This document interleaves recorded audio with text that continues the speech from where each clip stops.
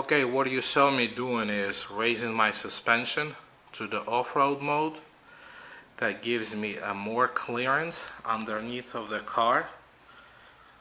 Have easier access to my drain plug in the oil pan.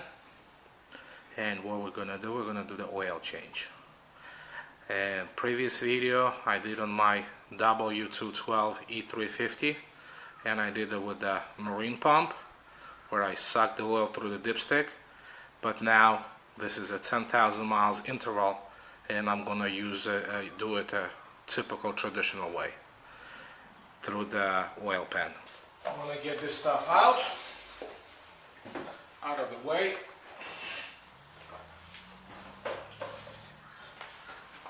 I have to lift your front engine cover, plastic cover. Comes right out.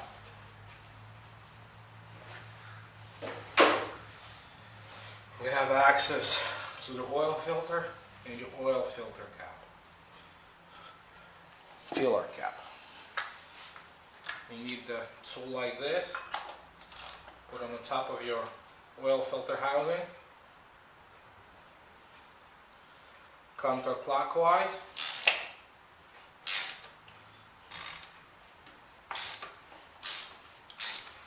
Loose your filter. Before you take it off, get your oil cap off. Inspect that, looks nice and clean.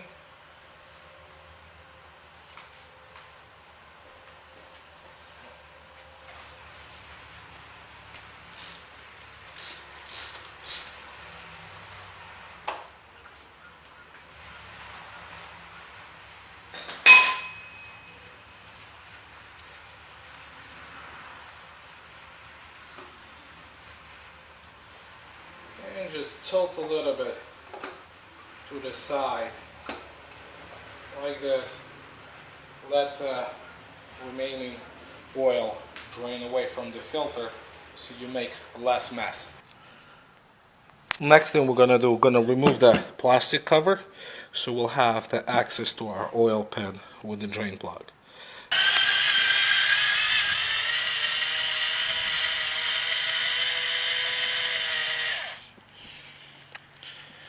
That's one.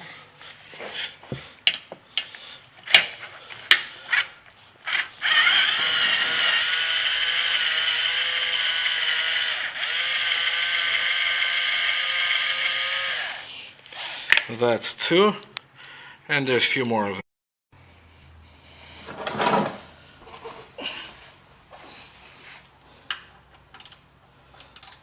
It's a 13mm bolt.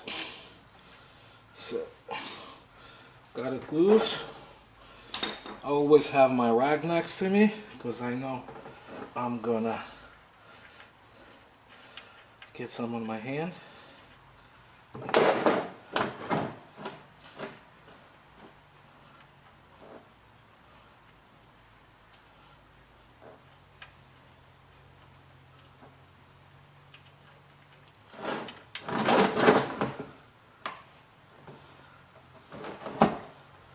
Okay, I got the bolt in my hand, right there, with the washer. So we're gonna drain that oil all out.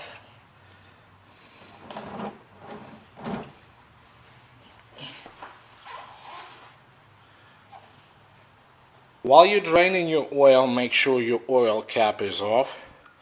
Well, and I'm still draining that filter. We're gonna get to it. Alright, it's been about 10 minutes and we still see some oil draining. I'm not sure if you can see it on the camera. And I already put the new washer, copper washer, and I'm gonna put it back into the oil pan. So I'm gonna replace that old one right there. There's a brand new one here. I'm going to use.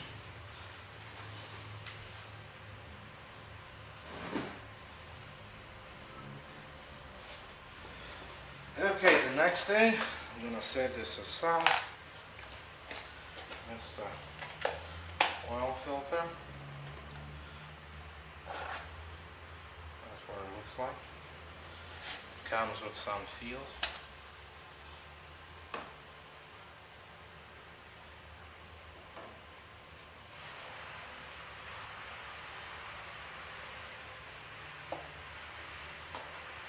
You see, once you let it sit for a couple of minutes, there's barely any oil left.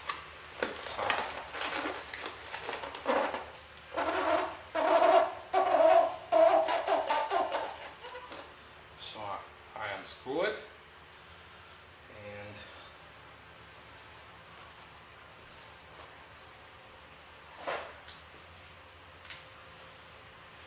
then I'll put my new filter on. I'm not going to replace my oil seals on the filter housing, even they supplied with it, because I just replaced them last time. But if you don't know how to replace this, you shouldn't be doing this job to begin with. So there's two here and one here, the large one on that. So I'm not replacing that. So what I'm going to do is, I already put my filter and all of my oil pretty gone, much empty out. Still have the oil filler cap open, so I'm going to put that in. And of course you do it with the hand before you use the tool.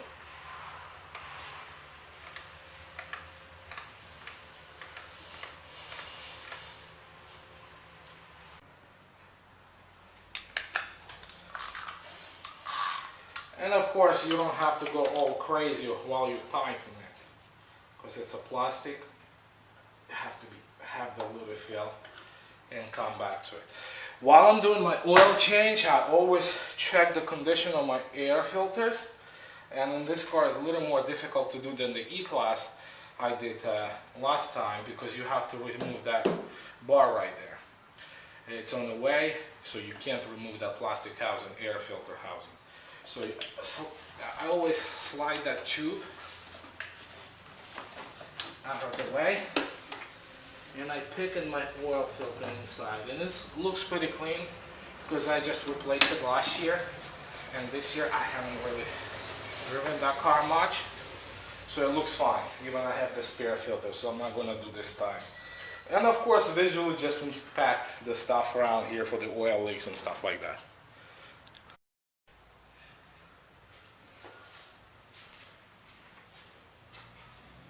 Take the oil cap, put it right there, funnel.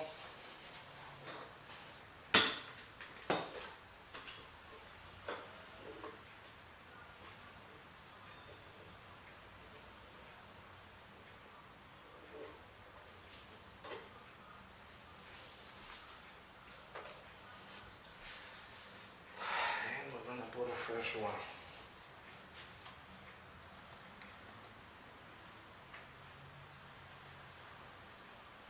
And of course check your owner manual book to see how much oil your car needs. And after you do your oil change, always check the dipstick. Make sure you're at the proper level.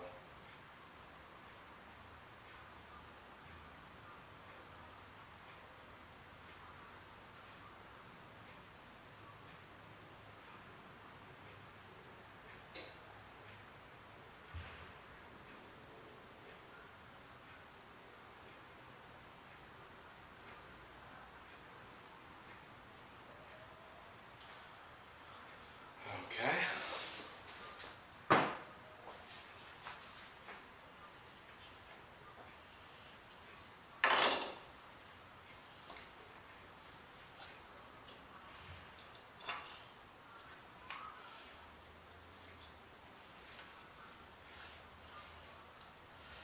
We have the oil, and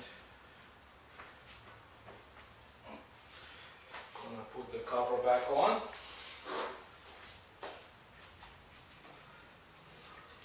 The way it works, you have two clips that's sliding in there, and this goes into this rubber bushings. Very simple. So that's how you do it. This goes in there, so that two holes. I'm sure you'll figure it out. Slide in, you feel it? Push it in. Now it's all nice and tight. Next thing, what I like to do, I like to clean the engine bay. Make sure you don't put on that's your ECM computer. So stay out of it.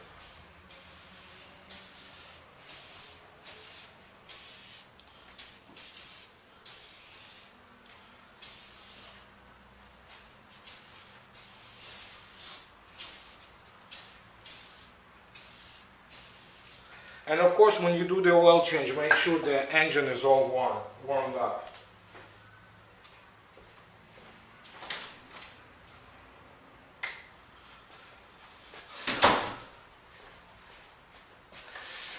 And of course, down the road, there'll be a time when I have to sell this vehicle. And I guarantee you some schmucks be asking me if I have any service records from the dealership. So you be the judge. What's better? To do your own or have the stupid service records from this dealership? Will they do that? Will they clean my engine bay for me? Well, they would lube the hinges, which is I can do it myself, most likely. If they will do it, I'm not sure.